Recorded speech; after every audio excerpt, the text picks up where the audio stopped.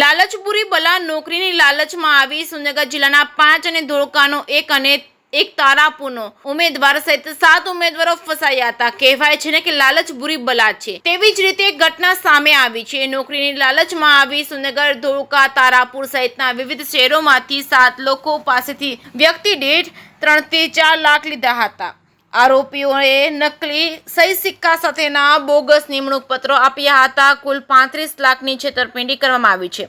સુરેન્દ્રનગર એ division police મથકે 3 આરોપીઓ સામે ફરિયાદ નોંધાઈ છે। આરોપીઓમાં કાનજીભાઈ ગંગારામભાઈ કુણપરા, કિરણબેન નંદલાલભાઈ સરવાણિયા અને વિજયભાઈ રણમલભાઈ વાઘેલાનો સમાવેશ થાય છે। આ ત્રણેય આરોપીઓમાં એક મહિલાનો પણ સમાવેશ થાય છે। અન્ય કોઈ હોય તો પણ નોકરી મળશે। એક ઉમેદવારના 4.5 લાખ એડવાન્સ અને ડોક્યુમેન્ટ આપવાના, ટોકન પેટે 1 લાખ આપવાની વાત કરી હતી। જેમાં જયેશભાઈને કૌટુંબિક વેવાય લીમડીના કગથળાના પ્રવીણ ધીરુભાઈ દેગામડિયા અને ધાંગધ્રાના રાયચડાજી રહેતા કુટુંબીભાઈ સંકેત હિંમતલાલ મકવાણા અને ધોળકા રહેતા મિત્ર ધ્રુવ ઘનશ્યામભાઈ મઢવી, તારાપુરના જાગૃતિબેન ધવલભાઈ અજાણા, સુરેન્દ્રનગરના હેતલબેન વિનુભાઈ ચાવડા, સુરેન્દ્રનગરના નિર્મળનગરના સંજય અરવિંદભાઈ મઢવી અને ભત્રીજો હાર્દિક રાજેશભાઈ મકવાણાને નોકરીએ રાખવાની વાત કરી હતી। અમદાવાદના ખમાસા વિસ્તારમાં બોલાવી અમદાવાદના વિજય રણમલભાઈ વાઘેલા સાથે ઓળખાણ કરાવી હતી। બાદમાં રૂપિયા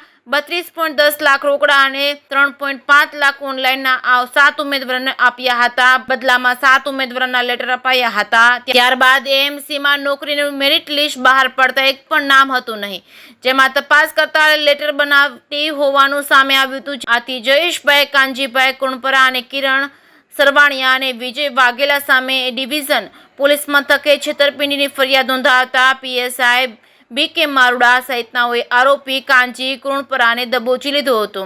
અમદાવાદ મ્યુનિસિપલ કોર્પોરેશનમાં ફૂડ એન્ડ ડ્રગ્સ ઇન્સ્પેક્ટર તેમજ કમિશનરના રાઇટર તરીકે નોકરી આપવાની લાલચ આપી ખોટા લેટર પેડ અને સહી સિક્કા કરાવી છેતરપિંડી આચરનાર કાંજીભાઈ ગંગારામભાઈ કુણપરા અને કિરણબેન નંદલાલભાઈ સરવાણિયા ને પોલીસે ઝડપી લીધા હતા। જ્યારે અમદાવાદ રહેતા વિજયભાઈ રણમલભાઈ વાઘેલાને ઝડપી પાડવામાં આવ્યા હતા। જે કે સિંગુદતી સાથે મહેશ સુતરિયા, સુરેન્દ્રનગર।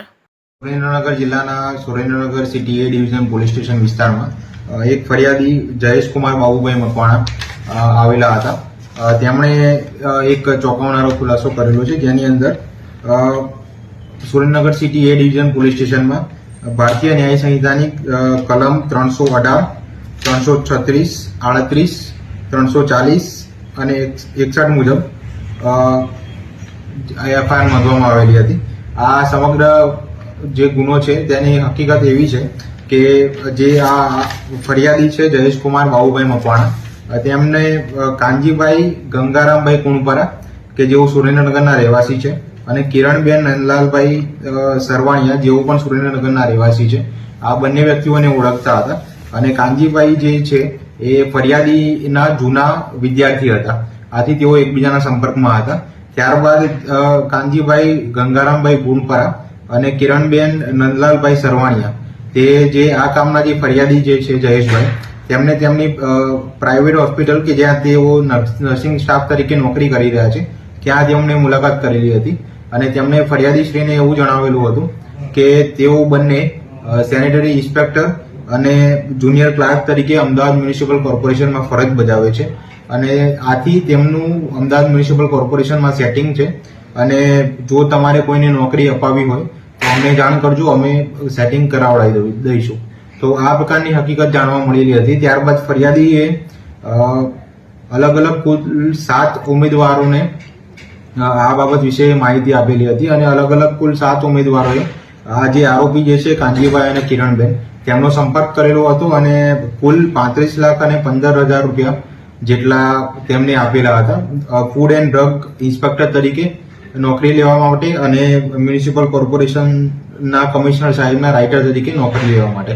પરંતુ થોડા સમય બાદ ફરિયાદીને જાણ મળેલી હતી કે આ સમગ્ર ઘટનાક્રમમાં જે આરોપીઓ છે તેમણે ખોટો ભરોસો નોકરીનો આપેલો છે અને તેમની સાથે છેતરપિંડી આચરવામાં આવેલી છે।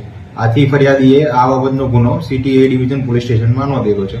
આથી આ જે ગુનામાં જે છે એમાં 3 આરોપીઓ જે છે કાનજીભાઈ ગંગારામભાઈ કુણપરા, કિરણબેન નંદલાલભાઈ સરવાણિયા અને વિજયભાઈ રમણભાઈ વાઘેલા, આ 3 આરોપીઓ વિરુદ્ધ ગુનો દાખલ કરવામાં આવેલો છે।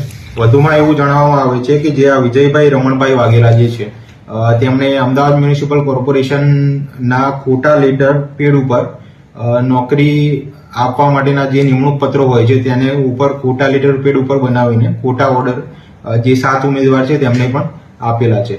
તો આ સમગ્ર ગુનાને ધ્યાનમાં રાખીને જે સુરેન્દ્રનગર જિલ્લાની જનતા તથા અન્ય કોઈ પણ આ પ્રકારની છેતરપિંડીના કારણે ઠગાયેલા હોય તે તમામ પ્રજાજનોને અપીલ કરવામાં આવે છે કે જો તમે પણ આ પ્રકારની નોકરી આપવાની લાલચ આપીને આપની પાસે જો પણ પૈસા લઈને છેતરપિંડી કરવામાં આવેલી હોય તો તમે Surendranagar city A division police સ્ટેશનનો સંપર્ક કરી શકો છો.